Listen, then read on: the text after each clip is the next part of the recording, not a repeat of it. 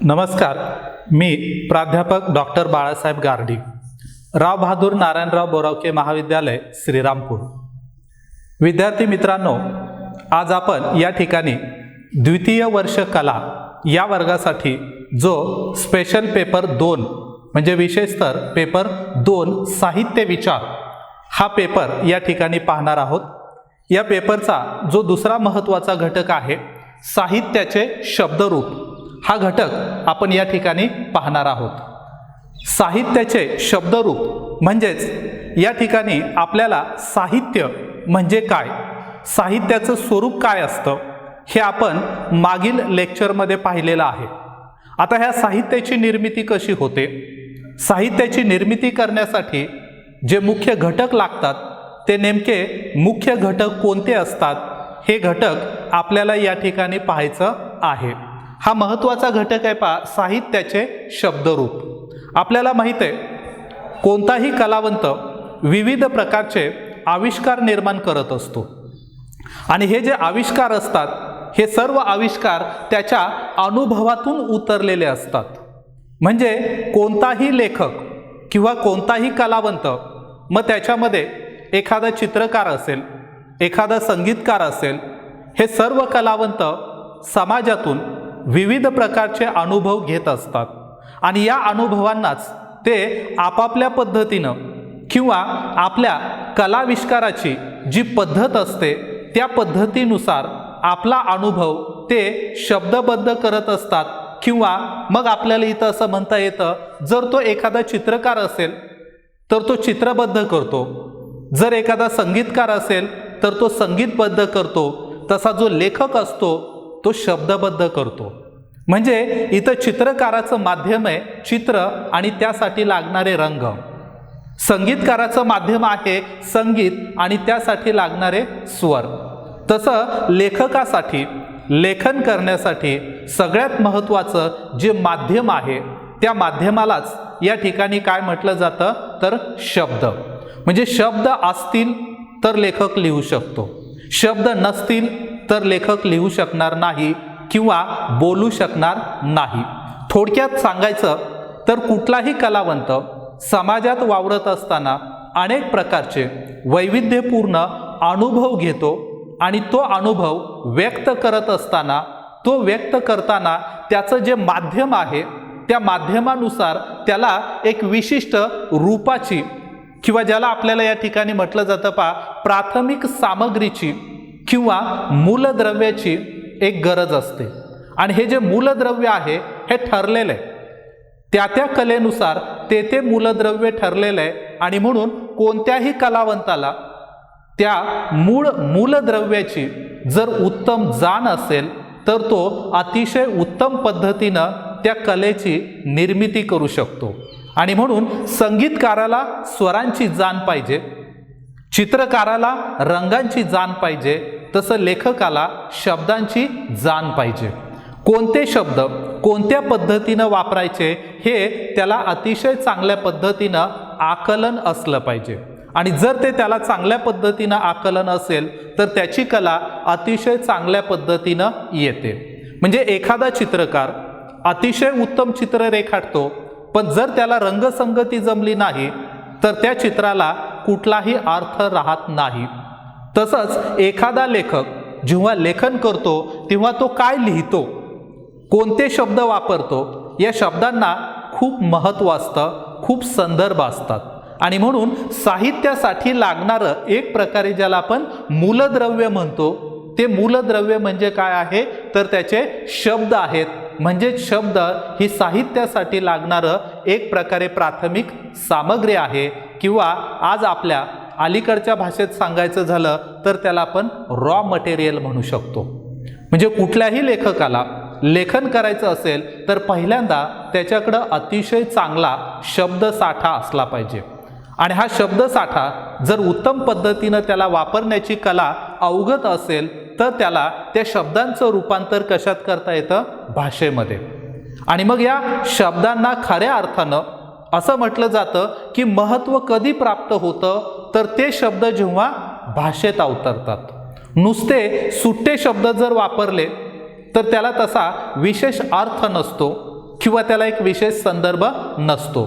मग हे शब्द भाषेत वापरायचे तर कोणत्या पद्धतीनं वापरायचे, तर मग त्याला एक विशिष्ट अर्थ असला पाहिजे. मग हा जो विशिष्ट अर्थ आहे, हा विशिष्ट अर्थ कोणत्या पद्धतीनं आला पाहिजे किंवा येतो, तर इथं असं म्हटलं जातं की कोणताही कलावंत आपल्या कलेची निर्मिती करताना जसं तो आपल्या जीवनातले विविध प्रकारचे अनुभव घेत असतो आणि ते अनुभव या कलेच्या माध्यमातून व्यक्त करत असतो, तेव्हा त्याच्या अनुभवाच्या बरोबरीनं त्याची प्रतिभाशक्ती अतिशय महत्त्वाची असते. कारण अनुभव तर आपण सगळेच घेतो.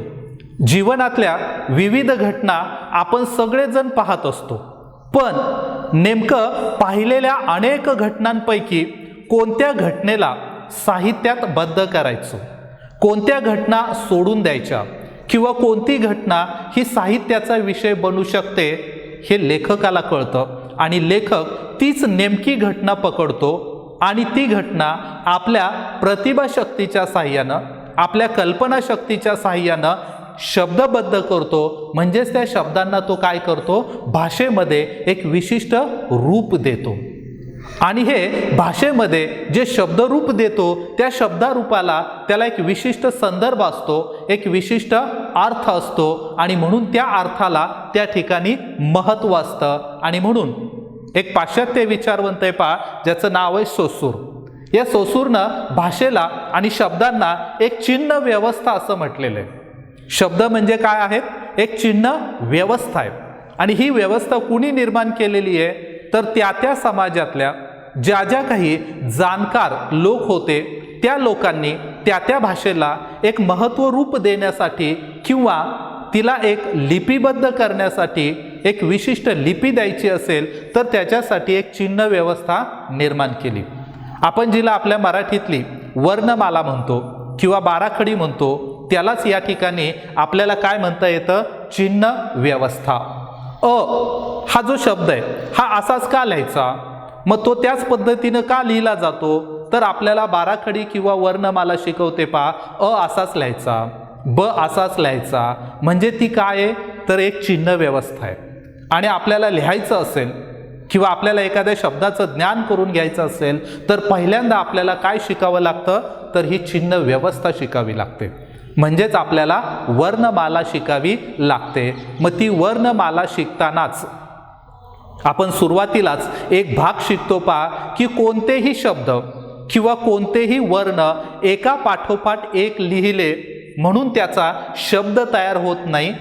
तसंच कोणतेही शब्द एका पाठोपाठ एक लिहिले म्हणून त्याचं वाक्य होत नाही. आणि जर त्याचं वाक्य झालं नाही तर त्याचं भाषेत रूपांतर होत नाही. म्हणजे कोणतेही वर्ण किंवा ज्याला पुढे जाऊन आपण भाषा विज्ञानामध्ये स्वन स्वनिम म्हणतो, हे कोणतेही स्वन स्वनिम आपल्याला जोडता येत नाही, तर त्याला एक विशिष्ट अर्थ लागतो, विशिष्ट संदर्भ लागतो. जर त्या स्वनांना, ध्वनींना एक विशिष्ट संदर्भ असेल तर त्याचं रूपांतर कशात होतं, शब्दात होतं आणि त्याला एक विशिष्ट अर्थ प्राप्त होतो. तसंच अनेक शब्द मिळून एक वाक्य तयार होतं, पण ते शब्दसुद्धा त्याच पद्धतीनं असावे लागतात. त्या शब्दांना एक विशिष्ट क्रम असावा लागतो, त्या शब्दांचा एकमेकाशी एक संदर्भ असावा लागतो. आणि हा संदर्भ जर परिपूर्णतेनं आला तर त्या शब्दांचं रूपांतर कशात होतं, भाषेत होतं. आणि भाषा आपल्याला एक संदर्भपूर्ण असा एक अर्थ देते. आणि त्यातून जर आपल्याला चांगला अर्थ लागला तर आपण म्हणतो की ती भाषा चांगली आहे. आणि जर त्या शब्दांना अर्थ नसेल, त्याचा अर्थ प्राप्ती होत नसेल, तर आपण सहज म्हणतो पहा की काय भाषा वापरली आहे, किंवा त्याला बोलता येत नाही, किंवा त्याला म्हणायचं एक आणि तो बोलतोय दुसरंच, कारण त्याला योग्य शब्द वापरता येत नाही. लेखकाचं सगळ्यात मोठं कौशल्य हेच आहे पहा की योग्य शब्दांचा योग्य ठिकाणी योग्य पद्धतीनं वापर करणं.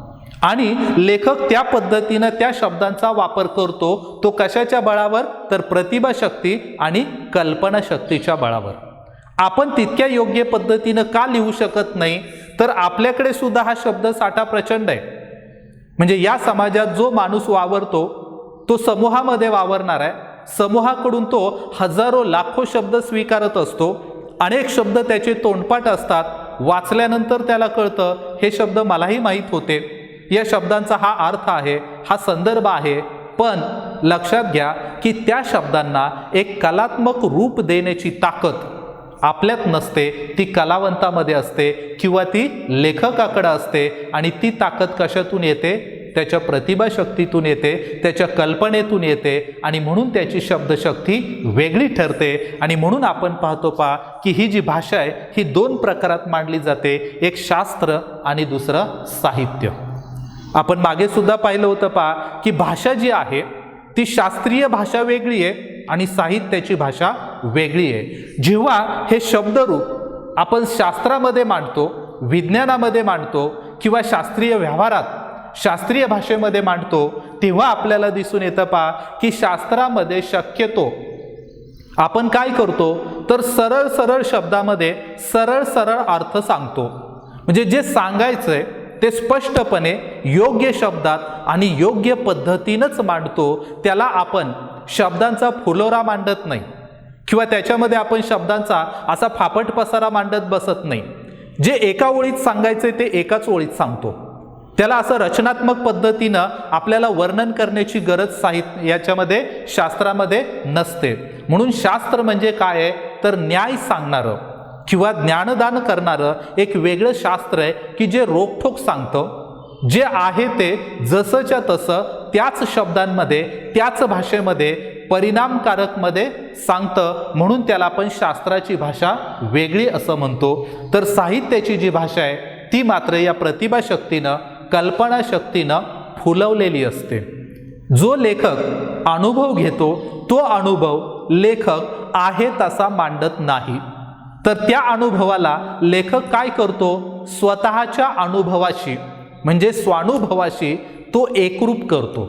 म्हणजे लेखकानं पाहिलेली घटना किंवा घेतलेला तो अनुभव आणि लेखकानं आजपर्यंत त्याच्या आयुष्यात घेतलेले अनुभव या सगळ्यांची तो एक प्रकारे तिथे काय करतो जोड करतो आणि त्यातून तो अनुभव गाळून स्वतःच्या अनुभवाशी तादात्म्य पाहून तो प्रत्यक्ष रूपात आणण्याचा प्रयत्न करतो. आणि मग याच्यामध्ये आपण पाहतो की लेखक जेव्हा साहित्यामध्ये हे शब्द ही भाषा मांडतो तेव्हा ती वास्तव भाषा नसते, तर त्याच्यामध्ये बऱ्यापैकी काल्पनिकता येते. आणि ही जी काल्पनिकता येते ती काल्पनिकता कशाच्या बळावर येते तर या प्रतिभाशक्तीच्या. आणि म्हणून लेखकाकडे ही जी प्रतिभाशक्ती असते ही प्रतिभाशक्ती तो अतिशय कलात्मकतेनं वापरत असतो. आणि म्हणून शास्त्र जसं जे आहे ते सत्य ज्ञानात्मक जसंच्या तसं मांडतं, तसं आपण पाहतो लेखक मात्र साहित्यामध्ये सरळ सरळ अर्थ सांगत नाही. तर तो कशाला महत्त्व देतो तिथं तर त्या ठिकाणी तो सूचकतेला महत्त्व देतो, म्हणजेच व्यंगार्थाला महत्त्व देतो. आपण शब्दाच्या 3 शक्ती मानतो अभिधा, लक्षणा आणि व्यंजना. आपण सुरुवातीलाच पाहिलेलं आहे अभिधा म्हणजे सरळ सरळ अर्थ, व्यंगार्थ म्हणजेच काय तर त्याला एक वेगळ्या पद्धतीनं सूचकतेनं वापरलेले संदर्भ असतात. म्हणजे सरळ सरळ शब्दात न सांगता लेखकाला कवीला काहीतरी वेगळं सुचवायचं असतं. म्हणजे ज्या वेगळ्या घटना असतात त्या घटना तो शब्दांच्या पद्धतीनं मांडतो आणि मग त्यावेळेस त्या वाचकाचा जो अनुभव असेल किंवा त्या वाचकाची जी परिस्थिती असेल मग त्याच्यामध्ये अगदी त्याच्या कौटुंबिक परिस्थितीपासून सामाजिक, शैक्षणिक, राजकीय अशा सर्व परिस्थितींचा त्या वाचकावर जो परिणाम असतो किंवा त्या वाचकावर आजपर्यंत झालेले संस्कार असतात, त्या संस्कारातून त्या परिणामातून तो वाचक काय करत असतो त्या साहित्याचा अर्थ लावण्याचा प्रयत्न करत असतो. म्हणजे लेखक त्याच्या अनुभवांना प्रत्यक्ष घटनेशी जोडत असतो आणि एक वेगळं रूप देत असतो. वाचक त्या घटना वाचत असताना लेखकाचा अनुभव वाचत असताना आपल्या अनुभवाशी त्याचं तादात्म्य पावण्याचा प्रयत्न करत असतो. आणि म्हणून ही जी शब्दशक्ती इथं साहित्यात वापरली जाते ती व्यंगार्थाची असते, सूचकतेची असते. साहित्यात शक्यतो सूचकतेला जास्त महत्त्व दिलं जातं. सरळ सरळ अर्थ न सांगता सूचकतेनं बऱ्यापैकी गोष्टी लेखक हा वाचकावर सोडून देत असतो. वाचक त्याला कशा पद्धतीनं अनुभव घेतो आणि त्यानुसार त्याचे संदर्भ तो कसे लावतो याचा संदर्भ त्या ठिकाणी घेतला जातो. एक उदाहरण म्हणून जर आपण पाहायचं झालं तर बालकवींची एक कविता आहे पहा, औदुंबर नावाची. एक 7-8 ओळींचीच कविता आहे पहा. आणि पहिल्या 6 ओळींमध्ये कवीने फक्त निसर्गाचं वर्णन केलेलं आहे. म्हणजे एक अतिशय सुंदर टेकडी आहे आणि त्या टेकडीवर एक छोटंसं खेडेगाव आहे आणि त्या टेकडीच्या कडेनं नदी वाहतीये आणि नदीमध्ये अतिशय सुंदर पाणी आहे. म्हणजे एक टेकडी आहे, हिरवीगार टेकडी आहे, त्या टेकडीवर एक छोटंसं खेडेगाव आहे आणि त्या टेकडीच्या कडेनं नदी वाहतीये, अतिशय सुंदर देखावा आहे. आणि हा देखावा कवी 6 शब्दात मांडतो, 6 ओळीत मांडतोय. आणि पुढच्या 2 ओळीत फक्त कवी असं म्हणतो, जळात पाय सोडूनी बसला असला औदुंबर.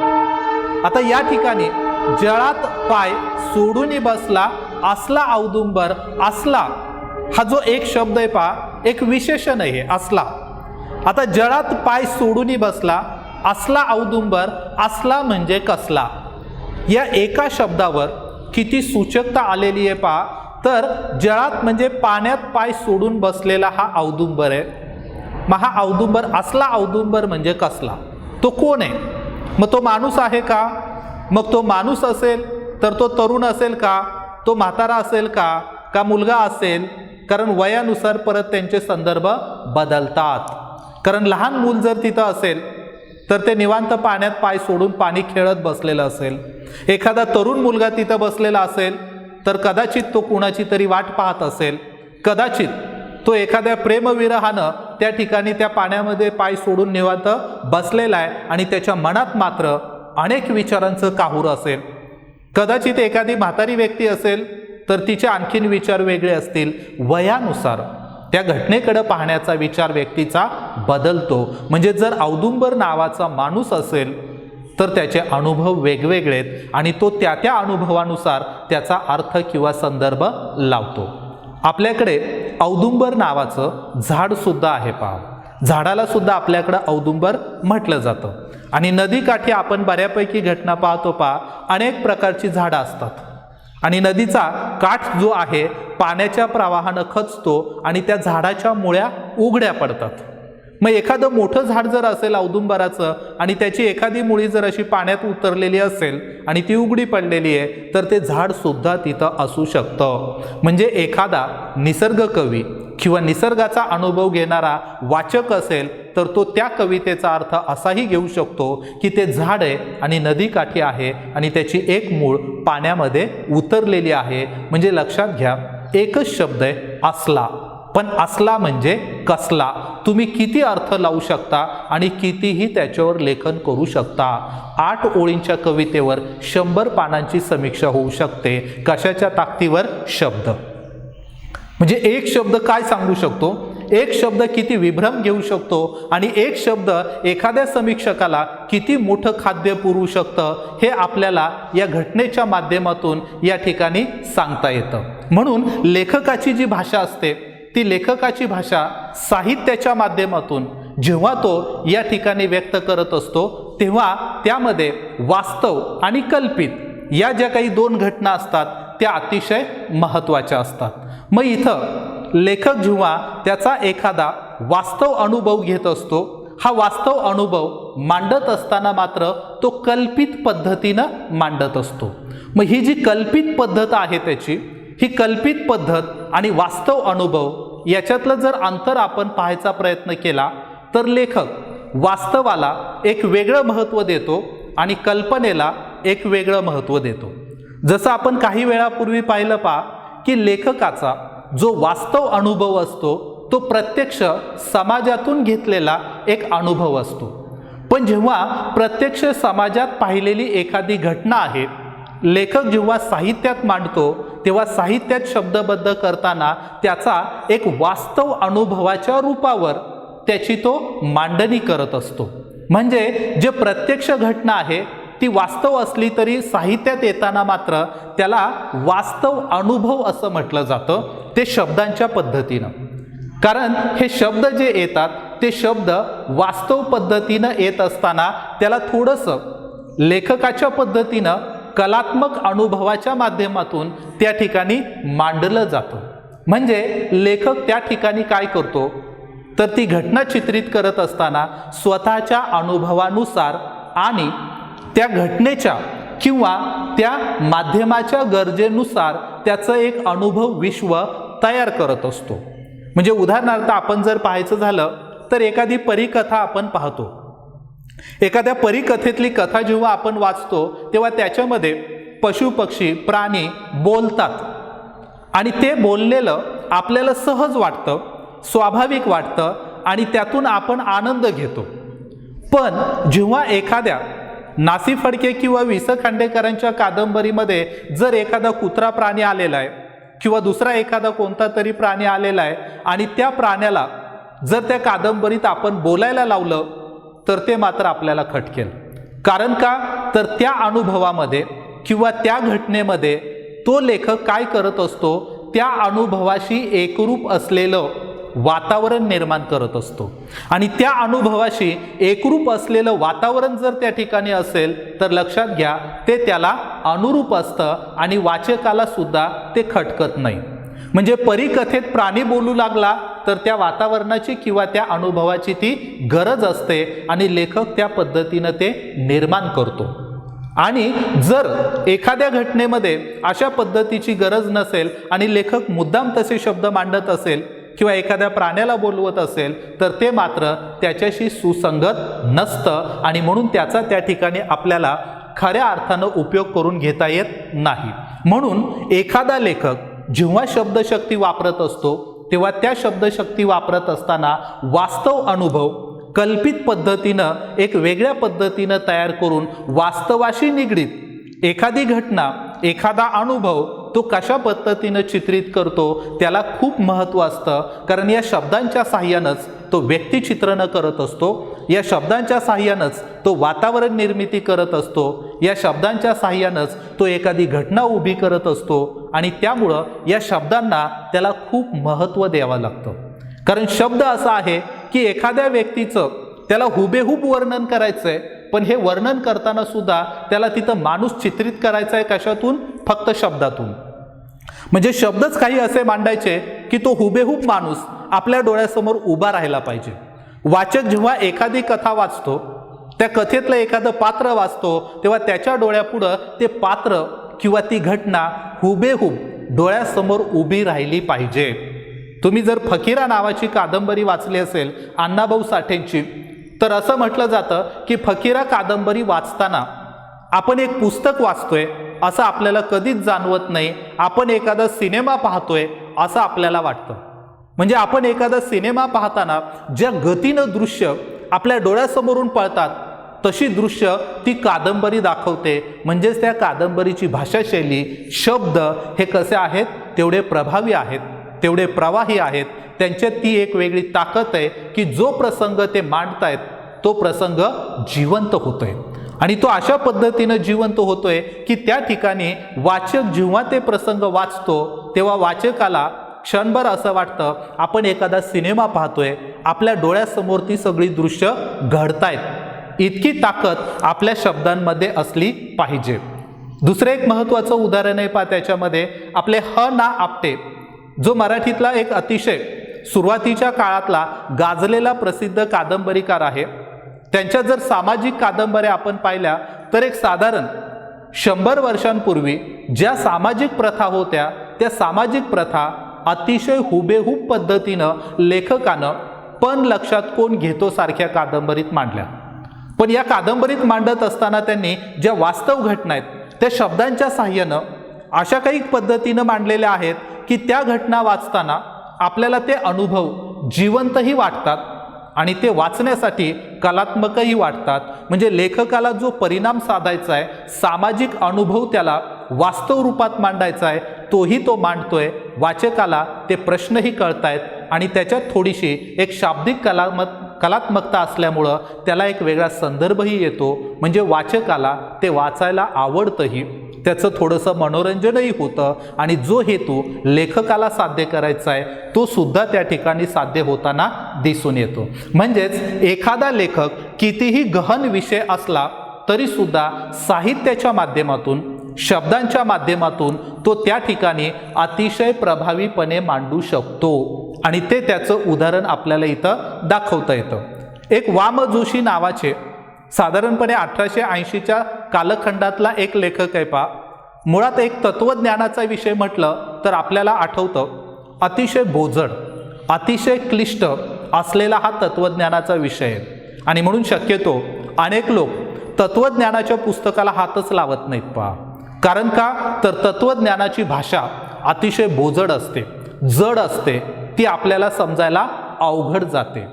वाम जोशींनी काय केलं, त्यांच्या कादंबऱ्यांमध्ये तत्वज्ञान आणलं, पण हे तत्वज्ञान कादंबरीत येताना या शब्दांच्या साहाय्यानं, भाषेच्या साहाय्यानं त्याला जी तत्वज्ञानाची बोजडता आहे, एक जडता आहे, क्लिष्टता आहे, दुर्बोधता आहे, ती कादंबरीत आल्यामुळं आपोआपच काय झाली, कादंबरीच्या भाषेमध्ये मिसळली.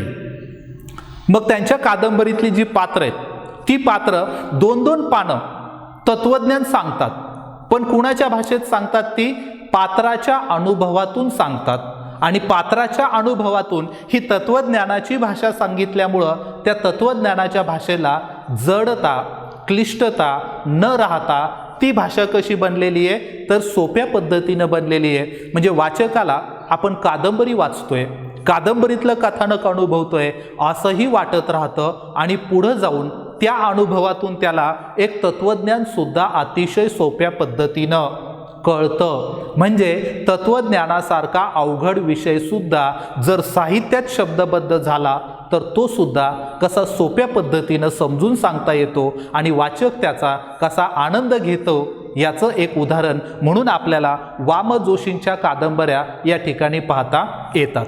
थोडक्यात पहा की साहित्याचे शब्दरूप हा जो विषय आहे हा मुळात या पद्धतीचा आहे की शब्द किंवा भाषा हे साहित्याचं मूलद्रव्य आहे, प्राथमिक सामग्री आहे आणि म्हणून लेखकाला जर लेखन करायचं असेल तर अतिशय महत्त्वाचा घटक म्हणजे त्याचा कोणता घटक आहे, शब्द आहे.